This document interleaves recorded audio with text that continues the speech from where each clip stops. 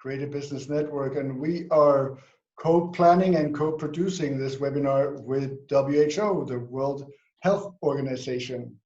We have been in touch with the World Health Organization since, I believe it was March 19, when we first heard about the fantastic report that came out in November 19 on arts in health.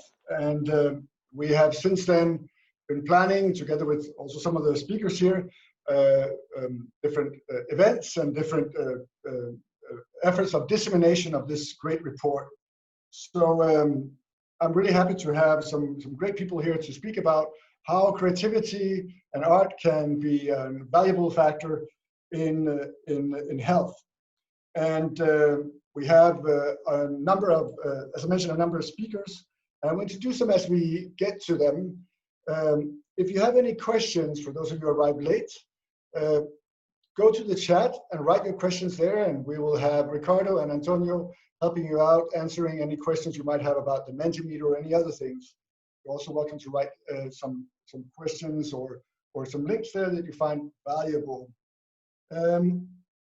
I will now pass on the word to our partner here for this webinar, Niels Fiete from WHO Europe, who lives here in Copenhagen, works out of the WHO office here in Copenhagen. He's a project leader on the cultural context of health and well-being. And you will start out by presenting the WHO report. But I believe we first have, again, a Mentimeter exercise. Is that correct?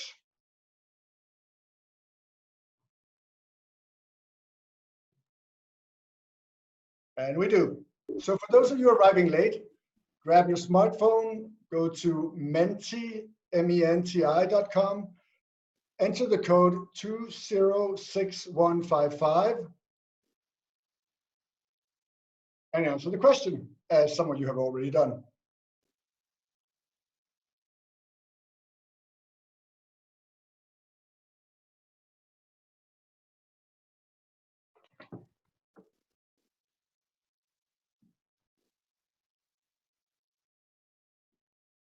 So there are several of you that haven't voted yet. You can still do it.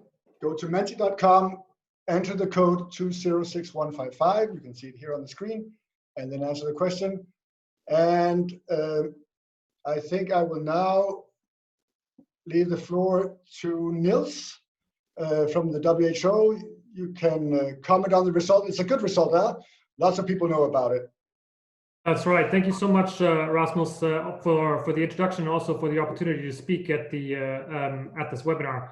This is actually my first experience of a webinar where everybody has their videos on, so it's really rather nice, I have to say, to be able to say hello and see people individually who are interested in this topic.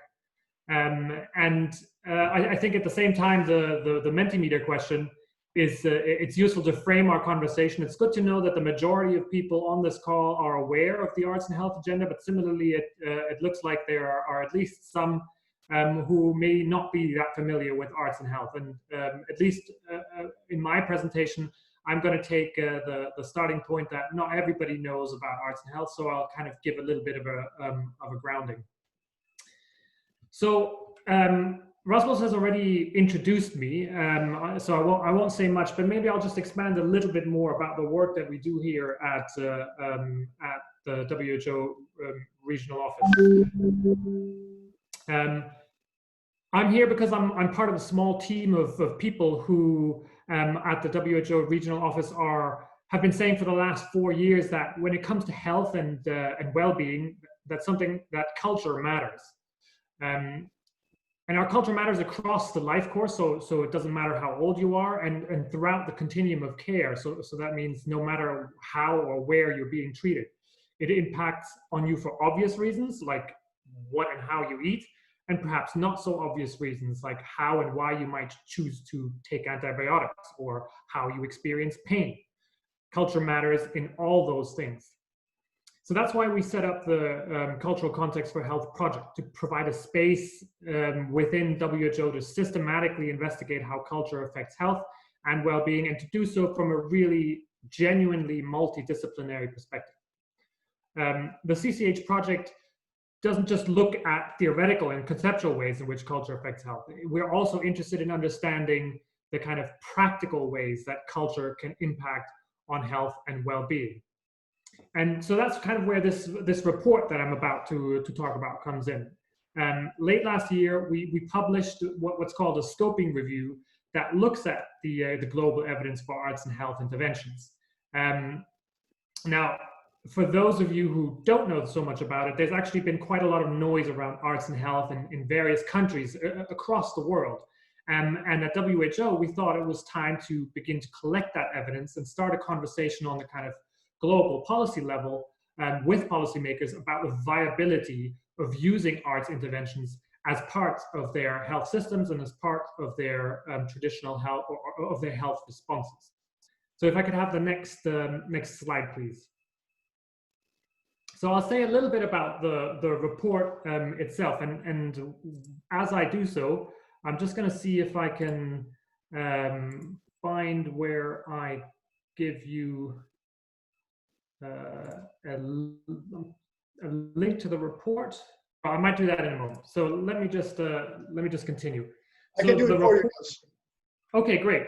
That would be great if you could put the link into the chat. The report is available freely online, so it's accessible to anyone who wants to have a look at it.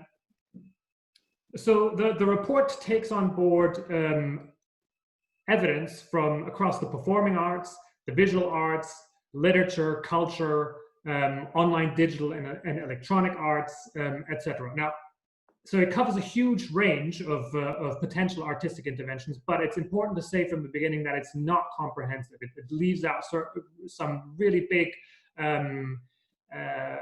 areas, like, for instance, architecture or even horticulture, and some other things that we either didn't have the space to tackle, or that we thought were perhaps a little bit too marginal. But there's definitely still a lot more work to be done in this area.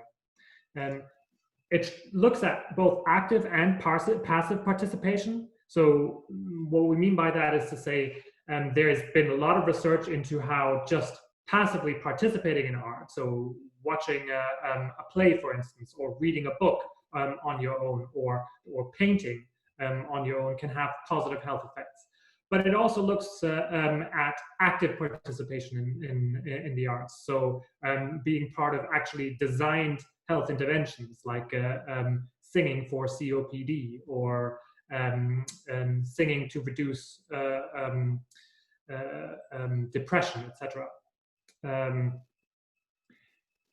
And the report finds evidence of the contribution of the arts to both the promotion of good health and the prevention of a range of mental and physical health conditions, as well as the treatment or management of acute and chronic conditions across the entire life course. So I guess what the report really shows, having looked at over 3,000 publications, it shows us that arts and health interventions can really have a beneficial impact across the entire spectrum of the health arena.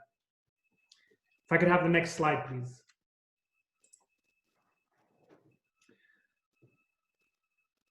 So I'll say a little bit about the methodology of the report. As I said before, it's a scoping review, and what that means is that to put it simply, there tend to be there are several types of reviews. The most prevalent that we tend to use in WHO is what's called a systematic review. And a systematic review looks at evidence, but also does a quality assessment of all the evidence and uses that as inclusion criteria. We decided that we weren't going to do that, in part because we really wanted to kind of scope as much of the literature as possible, but also because sometimes using these kind of very hard and fast scientific rules on assessing quality don't always match and scan on to the type of evidence that you get when you look at something like arts and health. So we really wanted to make a judgment-free kind of pervasive attempt at trying to synthesize the data. So as I said, the report covers over 3,000 publications with a particular view on Europe, but really covering kind of the global evidence base. If I could have the next slide, please. So as I mentioned before, the report kind of breaks down into two main blocks. One of them looks at prevention and promotion, and the other block looks at the management and treatment within of health and ill health. So with regards to prevention and promotion, the report found that the arts can affect the social determinants of health. So for instance, it can develop social cohesion and reduce social inequalities and inequities. It can support child development, like for instance, it can enhance mother-infant bonding. And I think Yvonne is going to say something about that in the program that she leads. And it can also support speech and language acquisition. It can encourage health promoting behaviors, for instance, through promoting healthy living or encouraging engagement with healthcare. It can help to prevent ill health by including enhancing well-being and reducing the impact of trauma or the risk of cognitive decline. And it can support caregiving. I think that's also a really kind of important element because the arts can help can enhance our understanding of health and improve clinical skills. So a better understanding of arts and health can help health practitioners in their everyday work. But arts and health can also have an important impact on management and treatment. So for instance, the arts can help people experience mental illness at all stages. It can help people who are experiencing mental illness at all stages of the life course by supporting recovery from perinatal mental illness and after trauma or abuse, for instance. It can support care for people with acute conditions, for instance, by improving the experience of and outcomes in care for hospital patients and individuals in intensive care. It can support people with neurological disorders, including things like autism, cerebral palsy, stroke, degenerative neurological disorders, and dementia. It can assist in the treatment of non-communicable diseases, including cancer, lung disease, diabetes, and cardiovascular disease. And it can support end-of-life care, including palliative care and bereavement. If I could have the next slide, please. Yes, I think we have to actually move forward to a second speaker. We can come back. We can let Nils finish here. Okay. I'm sorry. Okay, I'll go very brief. So the report outlines several policy options in these three rubrics that I've put on the slide here, and maybe I'll just kind of pick one from each. So one important thing, and this is also something that comes across in a question that was asked to us before the webinar, is about the evidence. I think there's still some questions about how good is the evidence that supports arts and health interventions. And I think the report shows that the evidence is really quite good, and in some cases, the evidence is really excellent. For countries or hospitals to implement those interventions, it often doesn't really take much. So that's what the report really is trying to encourage. The report also encourages other sectors to think about the value that arts and culture, arts and health interventions can play. So for instance, by highlighting the way that the arts can affect health, we want to say to the culture sector, for instance, and within the culture sector to museums, that this should really be on your agenda. And if you're a museum, you might want to think not only about your role in helping to bring culture to people, but also your role in helping to bring health to people. And finally, in terms of policy options, we're very keen to promote this idea of the cross-sectoral nature of arts and health, and the importance of things like lines of referral, so that when people are within the health, experiencing health conditions, there are ways and mechanisms in place that allow them to be referred to, for instance, a a arts intervention, even though the arts intervention wouldn't traditionally sit within the health sector. I'm sure there will be many artists and art institutions that would say we don't want to be instrumentalized and be a tool for something else, but that's a different debate. Yeah, I think you're right, and I think we get pushbacks from all sides. Really, we get pushbacks from the scientists who say, well, this isn't scientific enough, and we get pushback from the artists who say, well, this isn't artistic enough. And really, we're not trying to kind of. I think what we're trying to do is inhabit a middle ground. We're not trying to stake the claim of the scientists, and we're not trying to stake the claim of the artists, but we're trying to say that there's a middle ground where the two can come together. I think I'll probably leave it at that. We'll get to my final points, I think, towards the end of the seminar. So that's probably all I want to say at this point. Thank you very much, Niels. Niels Fietsche from the WHO Europe. And now we are moving across the Atlantic to Florida, to Jill Sonke. But before I introduce Jill, I would like to see a Mentimeter also with some questions from Jill to you guys, the audience, that she would like for you to answer. So grab your smartphones, go to menti.com, MENTI.com,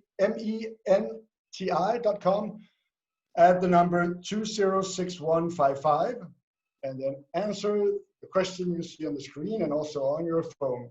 I will do the same.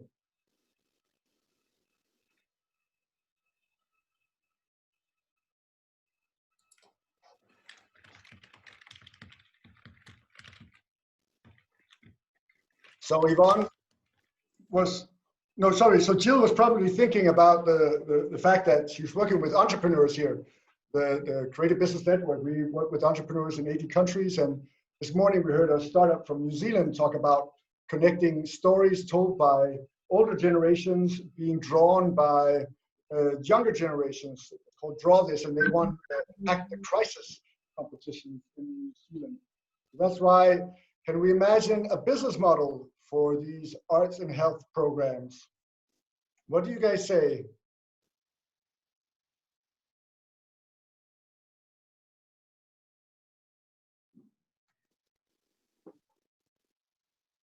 So far we have 10 respondents.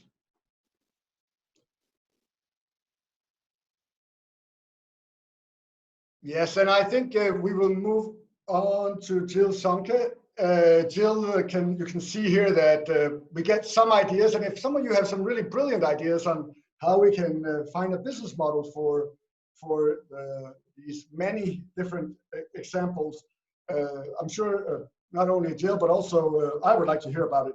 Jill is the director at the Center for Arts and Medicine at the University of Florida, the College of the Arts, and she will present some examples from real life of the importance of arts in healthcare.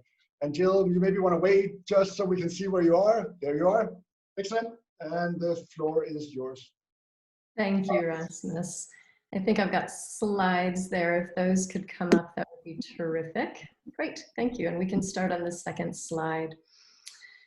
So in my first year as an artist in residence at the University of Florida's Shands Hospital in 1999, I began working with a patient named Bertus. Bertus has sickle cell disease, which means that she suffers episodes of really extraordinary pain.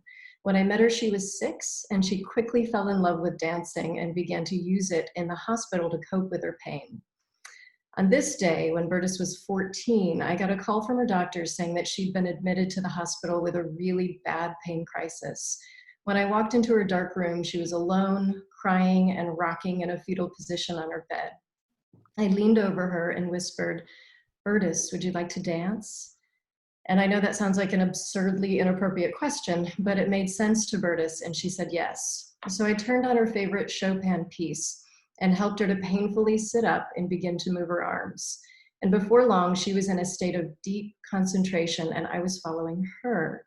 And about an hour later, when she stopped dancing, she looked like this.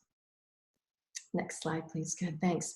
The photographer who was with us that day asked Bertus what happens to her pain when she dances. And Bertus said, "Well, I guess it's still there, but I don't care because I feel so good." And later that week, Bertus's doctor came into the room while we were dancing. He watched for a while, and after he left, he put a big note at the front of her chart that said, "Dancing works better than meds. Call arts and medicine." So after that, I got a call every time Bertus was admitted, and at her request, her pain meds were reduced by half about an hour before my visit, and she could maintain that lower dosage into the wee hours of the night.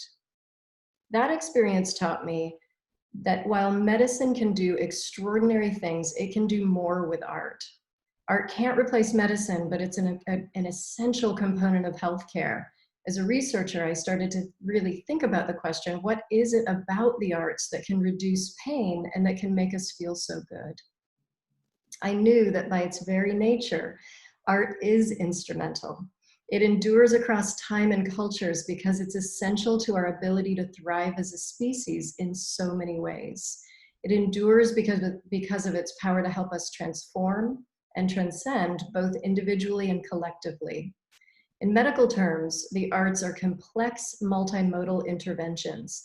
They engage us physically, cognitively, emotionally, socially, and spiritually, all at the same time. And we use them as interventions all the time by ourselves. How often in your life have you dosed yourself with music to relax at the end of a stressful day, or gone dancing with friends to feel uplifted and connected? We as human beings use the arts to self-transcend. And today, our healthcare systems are widely embracing this power of the arts. And these programs are now built on strong evidence. We know today from evidence like the WHO report that Niels shared, that Bertus's experience is not unique and that we can study these experiences. In 1996, we created the Center for Arts and Medicine at the University of Florida. Today, we offer graduate and undergraduate degrees in arts and health, and we study the effects of the arts on health, as well as the mechanisms that enable these effects. After my experience with Bertus, I was deeply motivated to study the effects of the arts on pain. I'll pause here to show you just a minute of a video about one such study that we're conducting at UF, looking at music in emergency and trauma care. You can jump ahead to about, a minute in, thank you.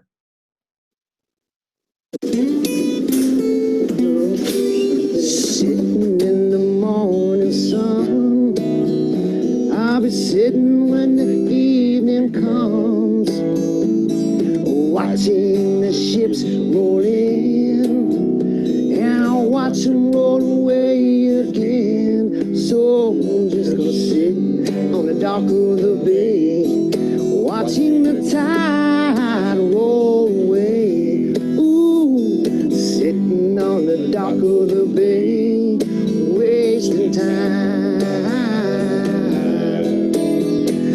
Music has always been a healing thing for a lot of people. Music, by definition, is something that is soothing to the soul. I think it's pretty widely understood that there's a special healing property to any kind of art. What's surprising to me when I first started is that patients are very aware of what it does for them physiologically too. When they say, that makes my day, that made me feel better, then okay, we're doing something good. We should keep doing this. There are arts programs now at about half of hospitals in the United States, and these programs are not only enhancing the environment of care, but they're providing solutions to challenges in the healthcare system. Can we potentially reduce the amount of, let's say, narcotic medications we may have to use? Can we reduce the perception of pain in the emergency department, which might be important? Can we reduce or ameliorate things like abnormal vital signs that actually might occur because we actually play music? We've begun to show on our second phase of the study that we can actually have a physiologic impact on patients. I'm gonna go there free, like the fool I am and I'll always be. I got a dream. Thank you, We're back Ricardo. to you, Jill. We're entering phase 4 of this randomized double-blinded control trial currently, and as you heard from Dr. Tyndall, we're seeing compelling results on pain and other physiological measures. We envision a day in the near future when in an emergency department you might hear a physician call out, "Give him 10 minutes of music and then we'll see what we need." Because we know that a brief dose of live preferential music can reduce the need for risky and addictive opioid pain medications. It can provide major cost savings to our healthcare and public health systems, and it can reduce suffering. And this study's not just about healthcare, because addiction begins with accidents or injuries quite often. It also has implications for opioid misuse and addiction, a major public health issue in the United States. Through this kind of work, we explore how we can leverage individual level outcomes to impact population level health, such as we see in the WHO report. And we've seen these kinds of effects with other issues too. This is my undergraduate student, Austin Friedman. Austin has attention deficit hyperactivity disorder. In the US, nearly 10% of all children, about 7.5 million per year, are diagnosed with ADHD. The vast majority of these kids take medications that have very high potential for abuse, are considered dangerous, and of which the long-term effects are unknown. While they don't lack intelligence, these kids perform poorly in school because it's hard for them to focus and remember, which limits their confidence, their ambitions, and their future options. While taking one of my classes as a first-year student at UF, Austin not only discovered a love of music, but he discovered that taking up guitar improved his performance in school, and then he determined to study this effect. His study found a 24% increase in working memory after just 7 weeks of musical instrument lessons among kids with ADHD, and it's under review for publication. And now Austin's applying for medical school, a possibility neither he or his family could have envisioned just 2 years ago. And this is John. When John joined our Dance for Life program, a dance class for people with Parkinson's, his face was frozen in the mask of Parkinson's disease. He was in constant pain and he couldn't lift his arms higher than his waist. He was losing hope and interest in life, so his wife dragged him to a dance class. Within 2 months of dancing just twice a week, John could smile, reach a glass off a shelf, and hug his wife again. And he became one of our star stage performers as well. What if we could make this happen over and over and over again? The arts are vital resources that are available to every individual and every community. Today, as so many people reach to the arts to cope with social distancing and the stress of COVID-19, the relationship between the arts and health is more visible and palpable than ever. And with health squarely at the forefront of our attention, we can, in this moment, lift up what the arts can do to help people not only cope with and recover from illness, but to elevate our well-being and to achieve and maintain health. The arts are low cost, low risk, and they can be really fun, which helps people comply with them as interventions. As our healthcare and public health systems recognize and embrace the arts, the creative sector will not only grow, but will fully bring to bear the power of the arts to create healthy, more prosperous individuals and communities around the world. Thank you. Thank you very much, Jill. You made me think of first of all, here in Denmark, we often divide between the market values of art, and that's, you know, growth, innovation, and jobs. And then we have the non-market values, which is community, connection, and meaning. And it seems like you really found a way to merge both the market and the non-market values of the arts. And often when I go out and give presentations, when I talk about the enduring, culture endures both times and geography, cultures, I usually use Gangnam Style as an example, that we have all danced it, except if you're from Japan. So you got some really good points here. Unfortunately, we're running a little bit late because the first two speakers had a lot on their mind, and rightly so, because it's really an interesting subject. So I will quickly jump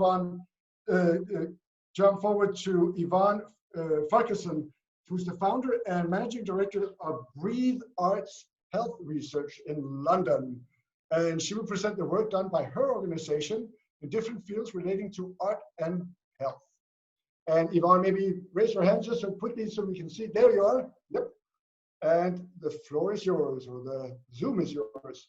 Hi, thanks. So Breathe Arts Health Research was founded in 2012, specifically to meet actually the thing that Niels was just talking about combining arts, health and science in equal measure. So we don't see ourselves as an arts organisation trying to work in healthcare, or a healthcare organisation that's having art added into it, but everything we do combines arts, health and science in equal measure. And our vision at Breathe is to transform the way healthcare is delivered for the patient groups that we work with. Much as Jill mentioned, we think it's really important that all programs look at not just the physical aspects of health, but also the mental aspects, emotional aspects, and societal impacts of having a healthcare condition.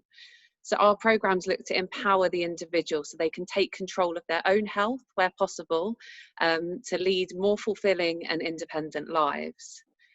We work with a range of different art forms, so from music, magic, poetry, dance, and a range of different patient groups. We also work with NHS staff and patients and carers, because we really believe that the arts and creativity can have far-reaching impact. And what's really important with our work is that we don't have to just believe it at Breathe. We do a lot of work with academic institutions and scientists so that all of our work is underpinned by rigorous scientific research and, where possible, economic evaluation, so that we can go to our National Health Service with a business case, essentially, which is a question that Jill mentioned earlier, about why they should commission our programmes over and above or alongside traditional healthcare programs. And we're a social enterprise, so we do have that business element to our work. And we think that's really important, because we don't want to just rely on kind of handouts and charitable giving all year round, but we want our programs to really prove their own worth, and for people to say, no, this is a more economically valuable option that's giving the same as or greater impact, which is exciting.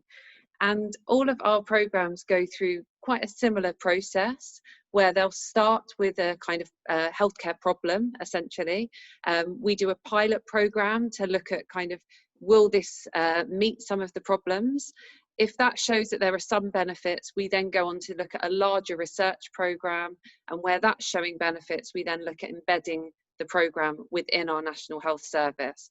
So as I mentioned, it's not a nice add-on, it is part of our everyday offering for our National Health Service, which we think is really important.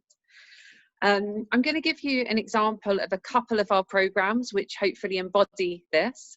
And we work, like I said, across a range of different programs, but two in particular. So the first program that I'm going to talk to you about is called Breathe Magic. And this is a program where we work with young people who have a condition called hemiplegia, which literally means hemi, half, and plegia, paralysis. So they have one hand and arm on one side of their body that's slightly weaker, partially paralyzed, which means that unfortunately everyday activities such as getting dressed independently, eating using a knife and fork, having a shower independently, some of these things we take for granted are incredibly difficult. They tend to go to mainstream schools, they can often be the worst at everything and have associated mental health comorbidities, often bullied, and it becomes a much bigger problem. Now, the traditional healthcare approach to this would be to offer occupational therapy exercises focused on the hand and arm. So perhaps practice turning over your hand and arm 10 times a day, come back in a few weeks, we'll see how you're getting on. But unfortunately, these are kids and they don't find that very engaging. And they were finding in our National Health Service that that wasn't working as a healthcare package. So we come along to try and think of alternative creative approaches. And we've brought together occupational therapists with magicians. And the occupational therapists have explained the exact hand and arm exercises by manual movements and coordination that these young people need to be practicing. And the magicians have gone away and developed specially adaptive magic tricks. In performing the trick, it replicates all of the occupational therapy exercises. So we did a pilot, taught some children with hemiplegia some magic tricks, and needless to say, they were very happy to go away and practice in a way that they weren't necessarily with some of their traditional exercises. So through that pilot, we move on to a larger research study where we now deliver. Yvonne, I can tell you, I have posted the link to your YouTube channel and also the Oh, link great. to that video that I always use when I come across someone stone-hearted that needs to understand what it's all about. But sorry for interrupting. So, yeah. Thank you. So hopefully you can watch that and you'll see that through the camp, we're able to get children to engage in 60 hours of intensive bimanual therapy, which otherwise we think would be pretty hard to get children to sign up to. But in this case, they're learning to become young magicians and they're very happy to be doing that. So they increase both their physical well-being as well as increasing confidence, mental health, and some of the societal aspects we were talking about. Another program that uses a similar approach is our Melodies for Mums program that Nils referred to earlier, which looks at mums who suffer with postnatal depression, which is obviously a growing problem, I'm sure not just nationally, but globally. I know in the UK, around 13% of women struggle with this. And following a research programme led by Royal College of Music and Imperial College London, they found that music making and singing over 10 weekly sessions with mums with postnatal depression is able to reduce postnatal depression by up to 41% in 10 weeks, with the added benefits of providing peer support networks for other mums, reducing social isolation, increasing self-esteem because they're learning a new skill. So it's just another way in which the arts are really able to kind of take a mainstream healthcare problem and turn that around and provide really exceptional results. And both our Breathe Magic programme and our Melodies for Mums programme are now commissioned by our National Health Service in certain parts of the UK, which is very exciting. We think it's great you could go to your GP and be referred onto a magic programme or a singing programme that we know has the sometimes better benefits than traditional healthcare. So that's just a couple of examples. Like I said, we work across a whole range of different patient groups, but hopefully that gives you a quick insight into some of the work we do. And if anyone has any other questions at the end, we'll be really happy to answer them. Thank you. Excellent. Thank you, Yvonne. I know also in the region of Skåne here, just on the other side of the strait, in Sweden, they have also art as a prescription. So you can go to your doctor and get art prescribed as an ailment for your disease.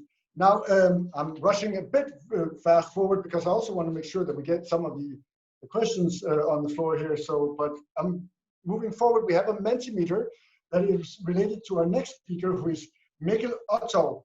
Mikkel Otto works for the Central Denmark region, which is where you will find, for example, the city of Aarhus here in Denmark. And Mikkel is a cultural consultant, and he will present the work done in practice in many hospitals and healthcare institutions in Denmark today.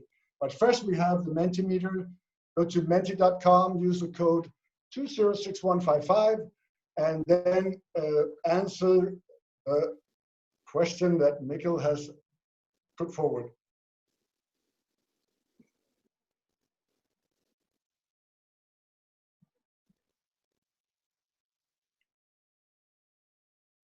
Since we're about 35, 40, I think we're 35 present right now, and we only have 13 people voting, I can just encourage you all to grab your smartphone, go to menti.com, add the code 206155, and then you can answer these questions. It's good to know who we are with us here. We got all these art lovers, Mikkel. What do you make of that? Well, I can say that I'm really enjoying this so far. I'm a huge fan of Yvonne's work, and I think that Breathe Magic is the best example of arts and health I've ever seen. It's so innovative, and now I'm also a fan of Jill. That's also very, very much inspiring what you do. And we actually do a lot of the same things that you do. We just didn't know that you guys did something so similar to what we do in Scandinavia. So I'm really enjoying this. And we have a second question also, Mikkel. So for you guys, would you consider talking to your doctor about arts and health interventions? Or will you be afraid of being cast as an art lover?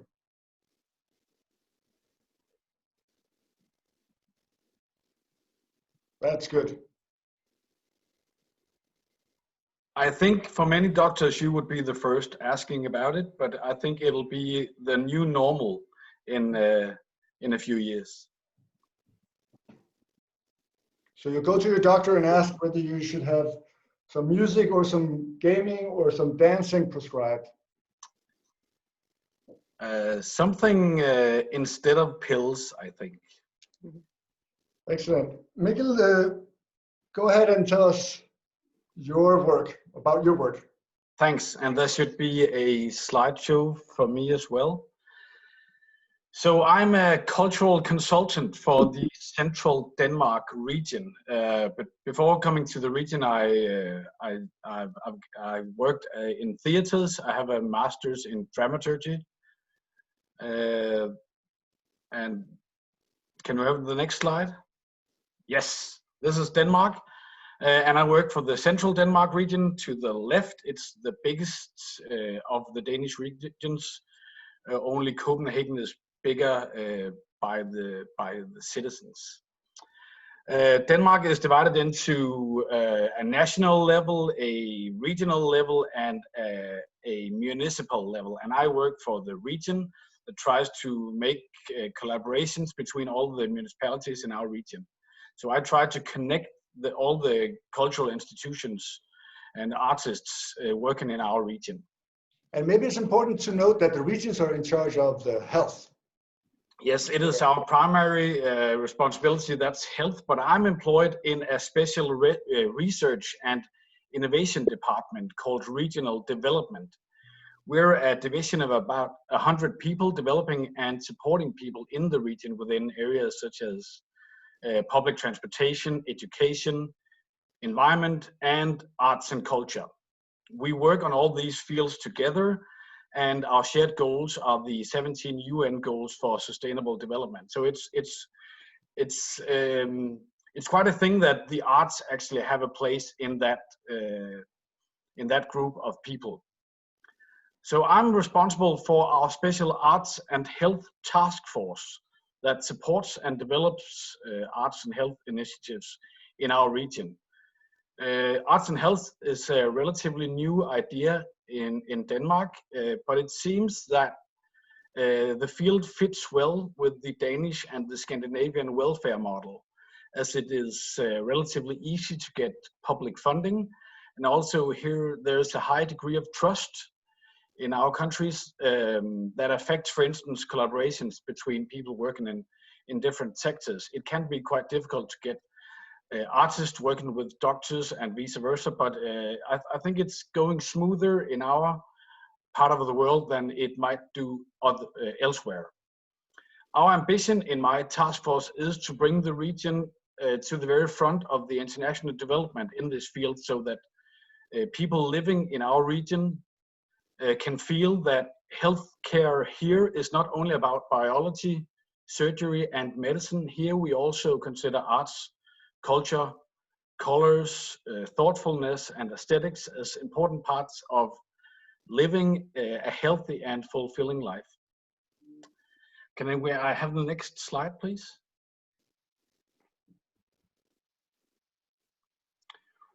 We've done a lot of different projects. We sort of try to do everything as fast as possible so we can test what works well in our region. We've done, as Jill also mentioned, we've got these choirs for people with lung conditions. We've got dancing with Parkinson's. Actually, I think in all of the municipalities in Denmark, in our region, you can now go to either a choir for lung sick or dancing with Parkinson's group. We also, at the moment, we're testing live music in intensive wards, as you told about, Jill. We've made a couple of networks we've got one for arts, health, and employment professionals, and we've got one for music professionals working together with health professionals. And then we are working on culture on prescription, and in my region, we made a project called Time for Reading, which is a project for adults with stress and anxiety and depression. And I'd like to tell you a little about that project. Can I have the next slide? And just a little. Just a little, yes. These are some of the guidelines we use when we support projects. This is just for inspiration. I won't read them all, so you can take a picture of this or get back to these. So let's go to the next slide. We will also provide the slides afterwards for all the participants in this webinar. So if there's something you missed, we'll send it to the participants. So the idea of projects like Culture on Prescription, or as we called it, Time for Reading, is to design a new cultural product to, for instance, local general practitioners and to local employment officers that can be offered for free to people suffering from stress, depression, or anxiety. In this case, the activity is something called shared reading. Shared reading is developed by an organization called The Reader in Liverpool, and it is copied to Denmark by a sister organization called the Reading Association.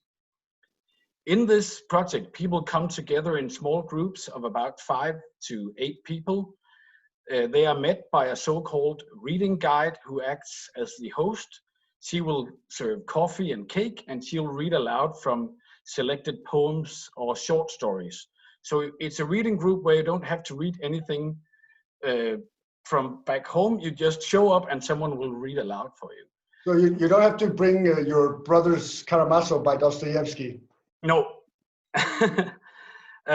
During the reading, she will ask you questions about what you think about the poems or the short stories, and she'll try to engage you in a conversation that will open up the poem, for instance, so you can discuss what it really means, and this will show you a lot about yourself and also a lot about the other people engaging in this group. And this sort of activity is a brand new thing. General practitioners have, for instance, never been able to refer people to arts and culture activities instead of, for instance, providing them with medicine. In Time for Reading, we collaborate with 5 cities and their libraries and local health authorities. It's a free activity, and the only goal is to make people feel better so that they will be better equipped to help themselves and possibly return to work or to living a life without illness. So it's not all about going back to work in the first place. It's about feeling better as quickly as possible. Excellent. Can we have the next slide? And we should probably start wrapping up. Maybe? Yeah. These are some of the good results we saw. We saw a good effect in reducing anxiety and depression. And one of the best things is 90% would like to continue in a group like this. And we're talking about people who for months often have been isolated in their own homes with, for instance, anxiety, not daring to go out, risking to meet anyone and risking to have to talk to someone. These people would like to go meet with strangers in their local library and sit and talk about literature. I think that's totally amazing. One of the crucial elements of a project like this is you need a guide to help you experience the arts. It's not enough just to give tickets so that you can go to the theater, for instance, or give you painting equipment so you can sit by yourself and paint. You have to have someone to help you experience the arts, to help you engage with the arts. And I think that's very much one of the central points of arts and health interventions.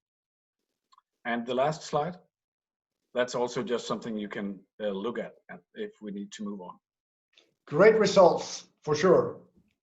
Thank you very much, Mikkel Otto, and thank you to all 4 speakers. And now we have time for the participants to ask questions, and some of you already asked some questions beforehand. And I know we have a question from Ukraine, from Alexander Hrun. Are you with us? I wonder if you are in the meeting right now. I can't see if we don't have Alexander here. I will just read off his question. It's how do you finance these projects in the different countries? I know Niels would be able to help out with some ideas on that. Well, I'm not sure I'm going to be a super huge help, because I think it's a really complicated question, particularly for this kind of global international audience that you've assembled here. What I would say is that in places like the UK, Denmark, Scandinavia, there are increasingly avenues, either via the municipal funding or even regional or governmental funding to do work like this. But I think in the majority of cases, it's really kind of it's really not as simple as that. I think the European Commission for countries that are in the EU could sometimes be a source for funding. There are also philanthropies out there that support this kind of work. We're working with the Nordic Culture Fund, for instance, on a couple of projects. But I think the key thing to really realize is that this is at the heart an entrepreneurial kind of environment still. a lot of what's going to make arts and health work in parts like the eastern part of the European region.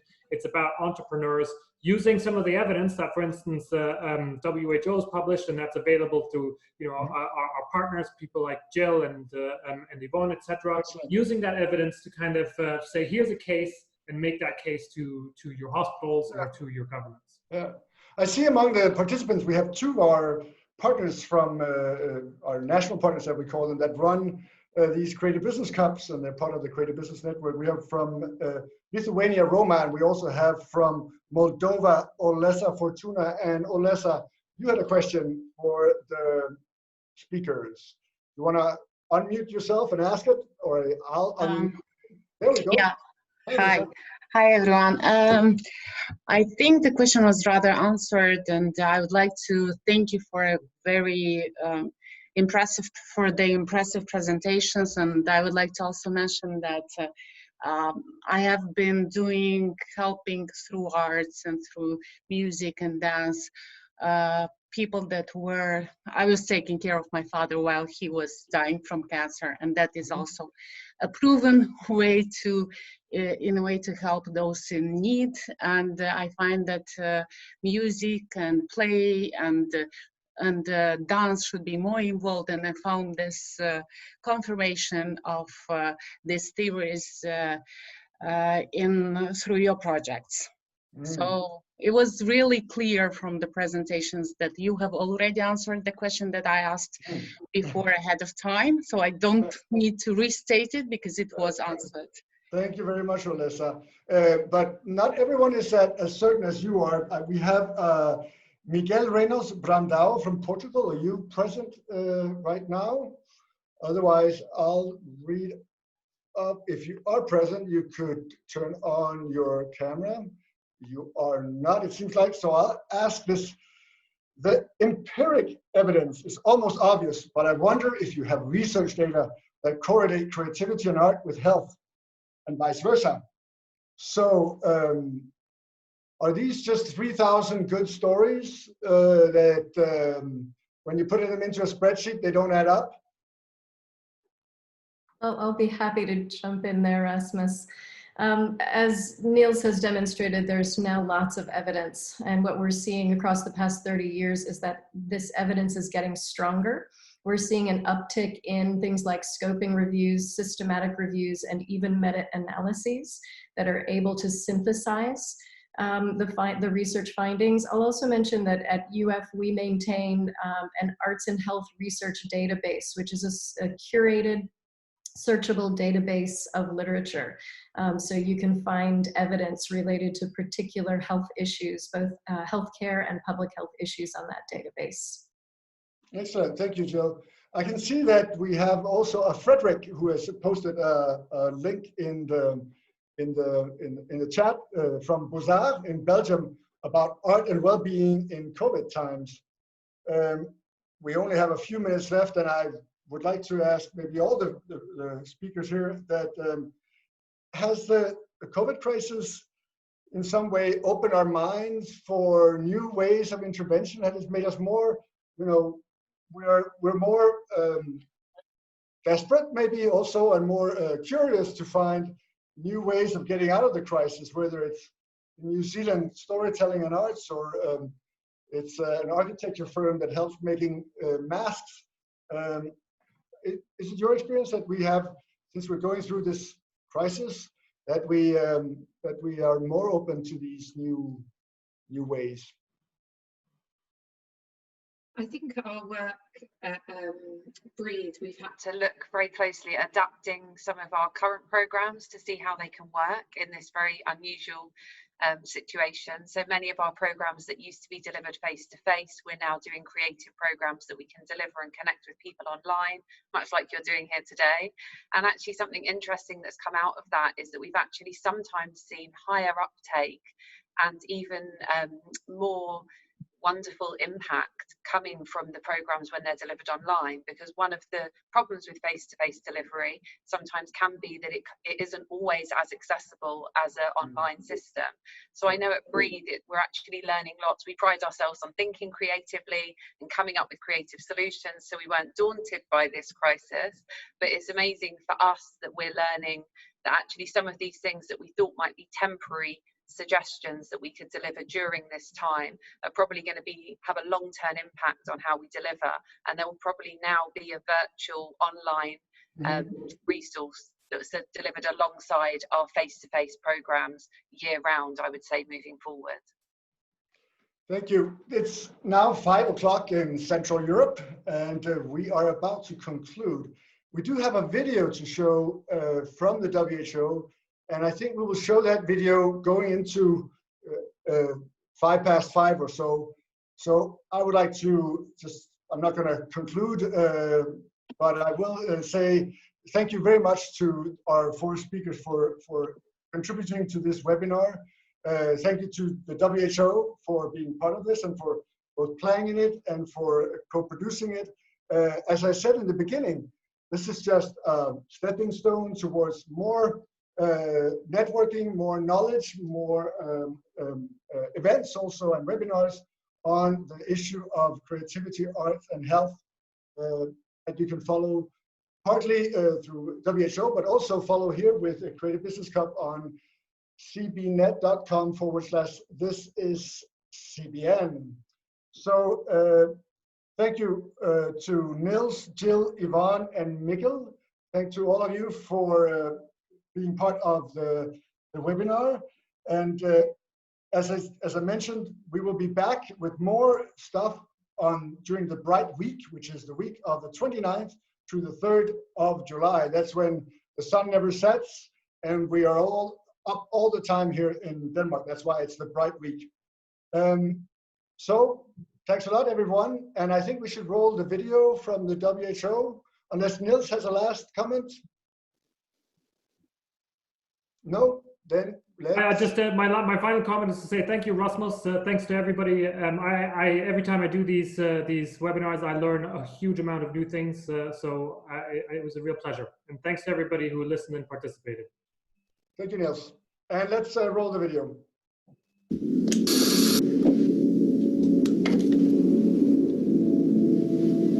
Jeg heter Silje Marie Ros, og jeg har PTSD, DID og schizofreni. Og schizofreni er at du føler, ser ting og hører ting som egentlig ikke er der. Det er ikke så enkelt å leve med det, men schizofreni har jeg levd med egentlig så lenge jeg kan huske. Jeg hører ting egentlig ganske ofte. Jeg hører jo folk banke på dører og sånn. Og så går jeg til døra, så er det ingen der, så blir jeg så nervøs for om de allerede kommer inn, eller jeg blir så nervøs for.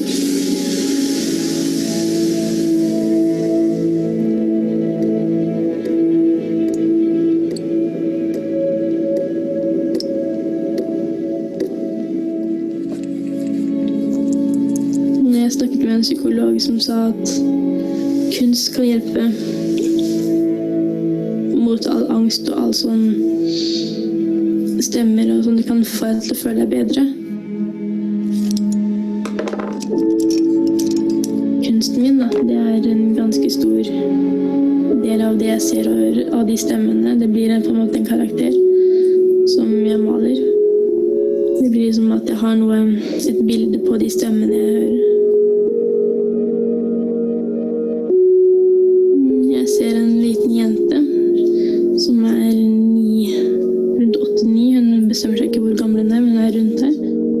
Hun ser egentlig sånn ut, både med blodårer i ansiktet og svart hår og tomt, eller sint blikk, eller hva jeg skal si. Jeg ville anbefalt for alle å begynne med kunst, fordi kunst er en måte du kan frigjøre all den angsten man har.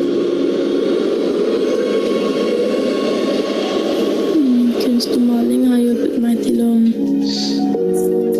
at familie og venner kan bli bedre kjent med meg, at de skjønner litt mer hva jeg går gjennom. For det er egentlig den eneste måten jeg kan uttrykke meg selv, som jeg vet om. Du er så på verdensberømt, dette er skrik da.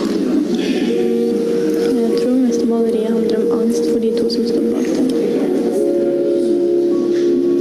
Ja, det virker ut som det. Men det løpet fra dem to der som de har gjort henne nå kanskje på en eller annen måte. Det det du tenker? Ja. Det liksom ingen regler for kunst. Du kan lage hva du vil.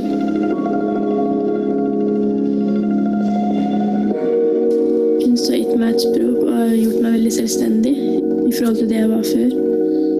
Og kunst har gitt meg veldig mye glede i livet.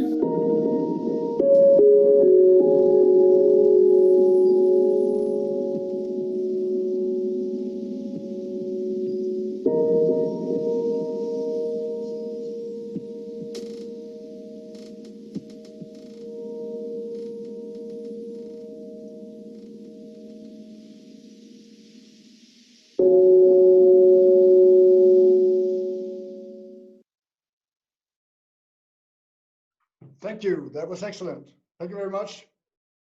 See you all soon again, I hope.